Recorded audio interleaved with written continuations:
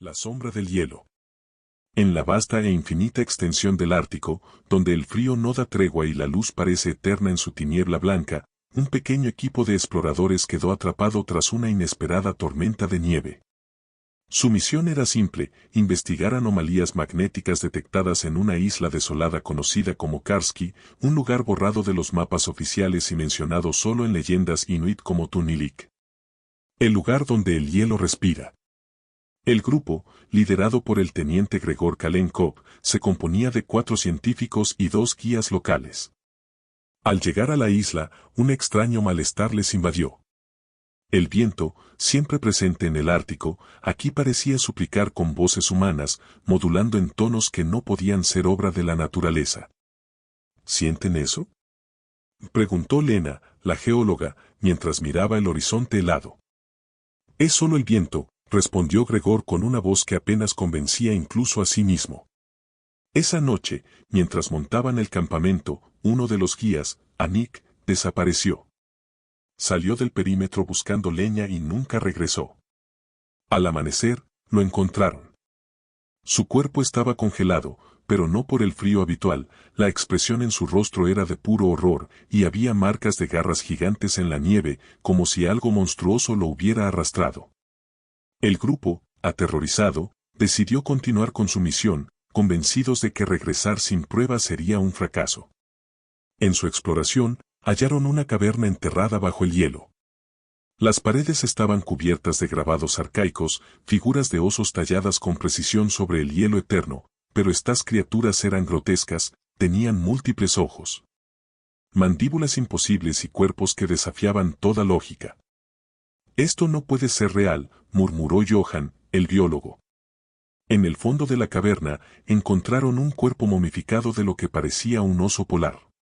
Era colosal, mucho más grande que cualquier espécimen conocido, con una estructura que parecía retorcida por fuerzas que trascendían la naturaleza. De sus cuencas vacías emanaba un brillo verdoso, pulsante, que parecía latir con vida propia. Cuando intentaron tomar una muestra, el cuerpo se movió. El aire en la caverna se volvió pesado, como si algo indescriptible estuviera despertando. El suelo comenzó a temblar y un rugido profundo resonó en sus mentes más que en sus oídos. La criatura, un oso deforme envuelto en sombras, emergió del hielo. Sus ojos múltiples parecían mirar directamente dentro de sus almas. Corrieron hacia la superficie, pero el viento había cambiado, ahora traía consigo un ulular que parecía una risa. Gregor volteó y vio cómo la criatura lo seguía, pero no de manera física, su sombra se alargaba, deformándose, acercándose a ellos sin importar cuán lejos corrían. Uno por uno, los miembros del equipo desaparecieron. El hielo parecía tragar sus gritos, ahogándolos en un silencio sepulcral. Gregor fue el último en caer, pero antes de que la oscuridad lo reclamara, alcanzó a ver el horizonte. No era el amanecer lo que iluminaba el cielo, sino un brillo verdoso, vasto e infinito, que se alzaba como una aurora siniestra. Karski nunca apareció en los registros oficiales. Años después, los inuit comenzaron a reportar que el viento había cambiado. Ya no lloraba ni suplicaba. Ahora reía. El hambre de Ikuma. En la vastedad blanca de Siberia, donde el invierno no tiene piedad y las noches parecen devorar el alma, un grupo de investigadores rusos emprendió un viaje hacia la península de Taimir. La misión, encabezada por el doctor Anatoly Ivankov, era estudiar un cráter recién descubierto en el hielo. Los satélites mostraban que no era un fenómeno natural, era una estructura circular perfecta, con patrones fractales que parecían diseñados por una inteligencia. Al llegar, encontraron el cráter rodeado de columnas de hielo que parecían retorcerse hacia el cielo. Las formaciones no eran naturales. Parecían esculturas que emulaban formas animales, especialmente osos, pero sus proporciones eran imposibles. Los ojos eran demasiado grandes, sus garras se extendían como ramas, y las bocas estaban llenas de filas infinitas de dientes. Esto no es obra de la naturaleza, susurró Larisa, la paleontóloga, mientras acariciaba una de las figuras. Sentía que algo vibraba bajo la superficie, como un latido distante. Al excavar en el cráter, encontraron un túnel descendiendo al abismo. Contra su mejor juicio, el equipo decidió explorar. El aire dentro era cálido y húmedo, como el aliento de un animal gigante.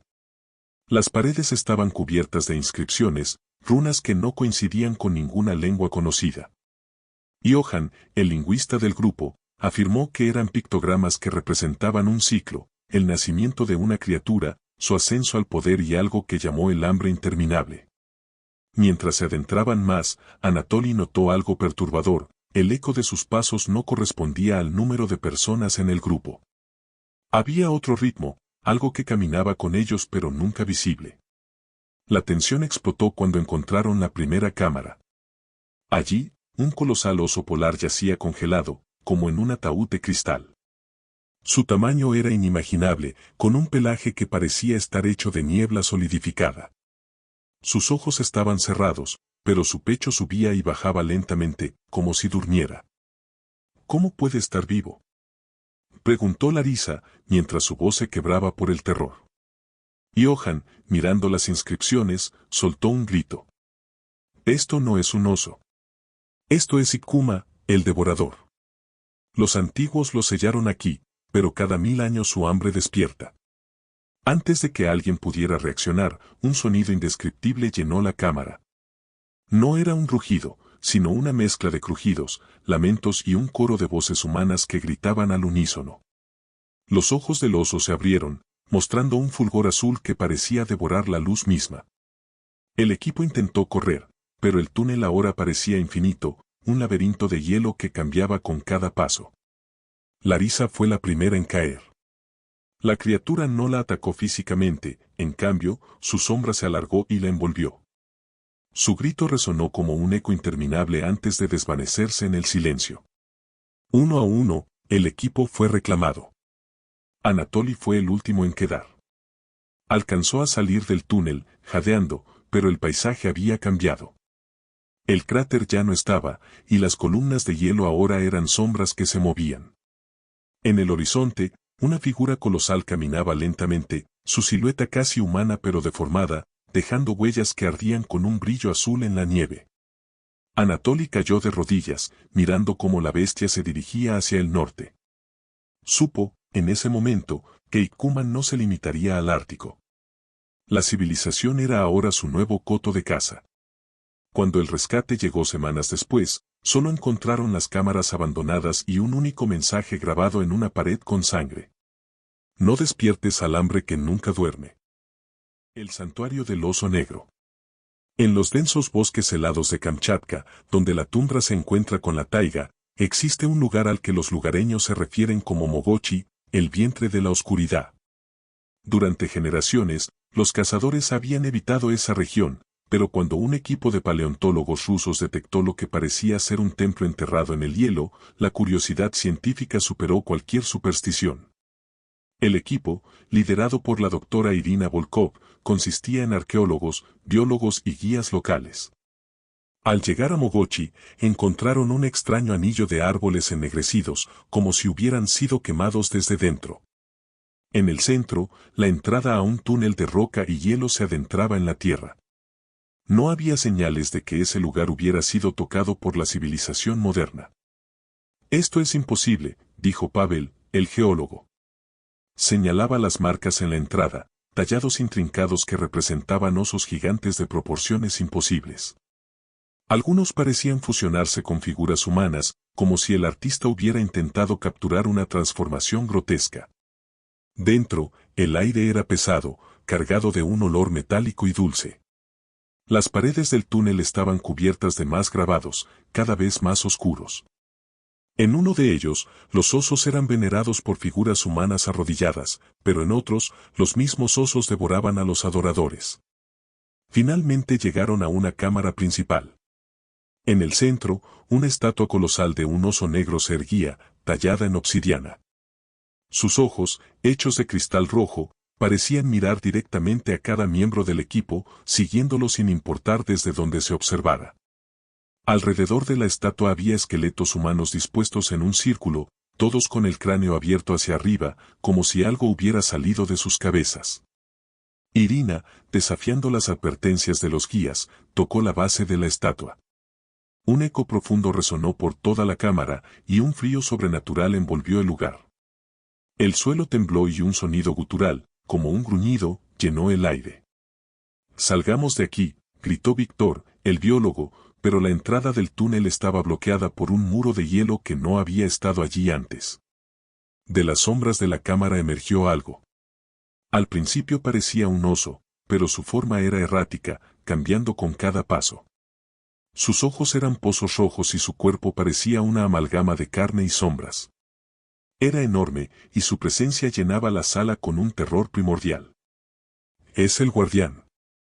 Es real», gritó uno de los guías antes de que la criatura lo tomara con una garra y lo aplastara como si fuera nada. Intentaron huir, pero el túnel parecía interminable, como si la lógica del espacio hubiera colapsado. Las paredes del lugar se estrechaban, forzándolos a avanzar hacia un único camino que los devolvía a la cámara principal una y otra vez. Irina, desesperada, observó los grabados de las paredes.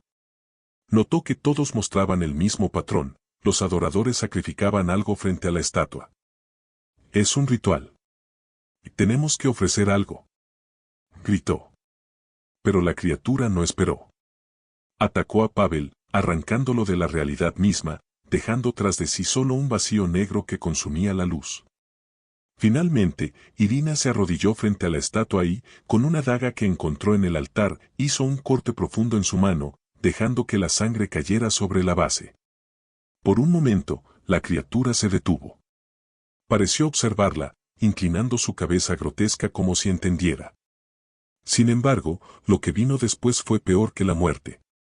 La estatua comenzó a brillar, y la sangre de Irina fluyó hacia sus pies, extendiéndose como raíces a lo largo del suelo. Los huesos del círculo se levantaron, ensamblándose en figuras humanas deformadas que comenzaron a caminar hacia ella. Antes de perder la conciencia, Irina escuchó una voz profunda y gutural en su mente. «El santuario ha despertado. Ahora, el mundo conocerá al verdadero depredador». Los rescatistas encontraron la entrada al túnel días después, pero la cámara estaba vacía. Sin embargo, en las cercanías de Mogochi, los osos comenzaron a aparecer en lugares donde nunca antes habían estado, y cada uno parecía tener algo extraño. Ojos rojos que brillaban en la oscuridad y una sombra demasiado grande para su cuerpo. Y en la distancia, un nuevo rumor crecía entre los lugareños: una manada de gigantes oscuros se movía hacia el sur, trayendo consigo la noche eterna.